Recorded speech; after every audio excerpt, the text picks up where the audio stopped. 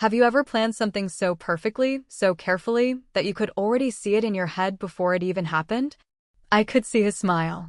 The way he'd lift Mia into his arms, ruffle Caleb's hair, pull me in for a kiss like he always did when he missed us. I could hear the kids giggling down the airport hallway. We were going to surprise James, my husband, while he was away on a business trip in Chicago.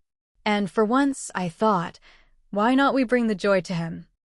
So, I booked the flights, packed the kids' backpacks, and told them, Daddy doesn't know we're coming, let's make it a memory. I imagined us bursting into the hotel lobby, and him looking up from his phone and just lighting up. But here's the thing, the timing changed. The airline bumped us to an earlier flight. We landed 4 hours ahead of schedule. I thought, perfect. More time to set up the surprise. It wasn't perfect. Because when we got to that hotel, the surprise didn't go how I imagined. Not even close. And what happened next? I still can't say out loud without my chest tightening. But what came next would change everything, and no one saw it coming. Have you ever felt excited and uneasy at the same time? Like your heart's racing, but not entirely for the reason you think? We got to the hotel earlier than planned, thanks to the flight bump. The kids were thrilled. Mia kept asking if she could be the one to knock on the door. Caleb just wanted to press the elevator buttons. It was supposed to be fun. Light. Loving. But the first moment things felt off? At the front desk. I gave them my name, told them I was surprising my husband, and asked if we could check in or just leave a note for him. The woman at the desk smiled, but there was this weird flicker in her eyes. Like hesitation. Then she said, Mr. Jameson's already checked in. Okay, cool. Normal. Right? But then she added, almost too quickly, Anne. There's already a guest in the room with him. I laughed it off. Said, oh, maybe his coworker? She didn't answer. Just handed me a spare key and wished me luck. We got in the elevator. Mia started practicing her little Surprise Daddy song she made up. Caleb was spinning in circles. But as we walked down the hallway, key card in hand, I suddenly felt like I wasn't walking toward something beautiful. I was walking toward something I wasn't supposed to see. And, just as I raised my hand to knock, the door opened. Have you ever looked someone dead in the eyes and realized they had no idea who you were? Because that's what hit me. The door opened, and it wasn't James. It was her. Mid-30s. What hair? A hotel robe wrapped tight, like she thought housekeeping was knocking. And she just stared at me. Not startled. Not guilty. Just confused. Like I was the one interrupting something private. I couldn't speak. For a second, my brain just froze. Then I heard Mia gasp. That's not Daddy. And like some twisted scene from a movie, James appeared behind her, shirtless, a towel slung over his shoulder. His smile vanished the second he saw us. He didn't say, oh my God, or what a surprise. No. He said, wait, what are you doing here? Not a trace of joy. Just pure panic.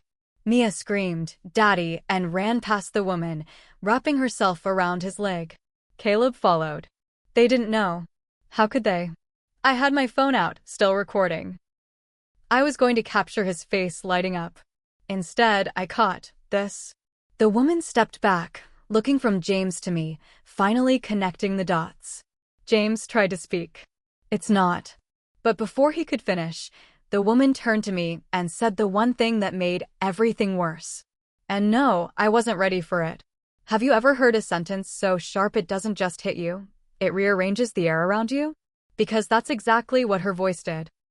She looked right at me, eyes wide and suddenly full of realization, and said, I didn't know he was married.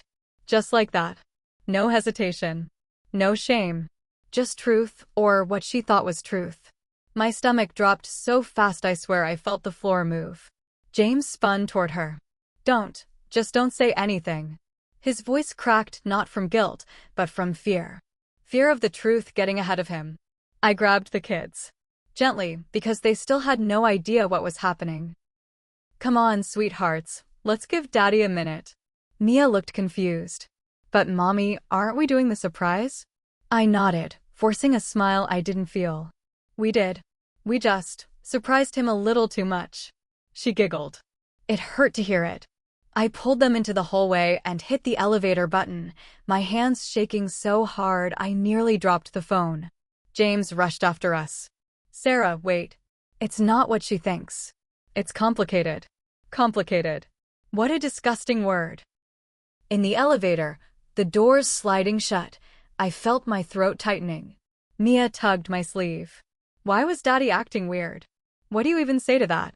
I told her he's just surprised. Like we are. But the truth? I wasn't surprised. Not really. I was finally connecting dots I've been ignoring for months. And just when I thought the worst part was behind us, James didn't stay in that hallway. He followed us. And what he said outside the hotel changed everything, more than I ever expected. Do you know what's worse than betrayal? Watching someone try to explain it like it was just a misunderstanding. James followed us out of the hotel like we were the ones who owed him answers. Still shirtless, still with that pathetic towel slung over his shoulder, like we'd just interrupted a spa day instead of shattered a family. Sarah, please, he called out. You've got it all wrong. I didn't stop walking. I couldn't. Because if I turned around, if I looked at him, I might lose the grip I had left. But he kept going. She means nothing, he said. It's not serious. I swear. Oh, so now it's not serious? I turned around. You're telling me the woman in your hotel room, the one who just told me she didn't even know you were married, isn't serious? He looked cornered, like a man suddenly realizing the hole he dug was deeper than he thought. It just happened, he said. Classic. It didn't mean anything. Another hit. But what stuck with me most was what he said next. I still love you. Right then, everything stopped. The kids were sitting on a bench, completely unaware. Wind picking up. My heart pounding. And I said something I never rehearsed, never imagined I'd say. I don't think you ever loved this version of me. The one who gave everything while you gave excuses. I picked up Caleb, held me his hand, and I walked away. But what I did after that might be what shocked him the most. Have you ever walked away from someone and felt yourself getting stronger with every step? Because that's what happened. I didn't cry. Not then. Not in front of the kids. I held it together like duct tape on a dam, tight, cracking inside, but not letting anything spill out. We got another room in a different hotel across town. I told the kids it was part of the adventure. New plan, I said. We get room service and watch cartoons. Mia cheered. Caleb just wanted fries. They had no clue their whole world had tilted off its axis. That night, when they were asleep, I watched the video I'd taken.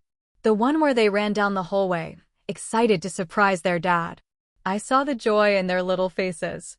The kind that only exists when you believe the people you love would never hurt you.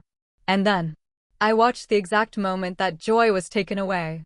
I kept asking myself, how long was he like this? How many trips before this one? But those questions don't fix anything. What they do is burn. I never sent him a message after that. Never responded to his calls. He texted, "Can we talk?" I didn't reply. Instead, I sent the video. The one I shot. No caption. No words. Just the raw truth. Let him watch it and see what he destroyed. And that's when I realized. I didn't lose him. He lost us.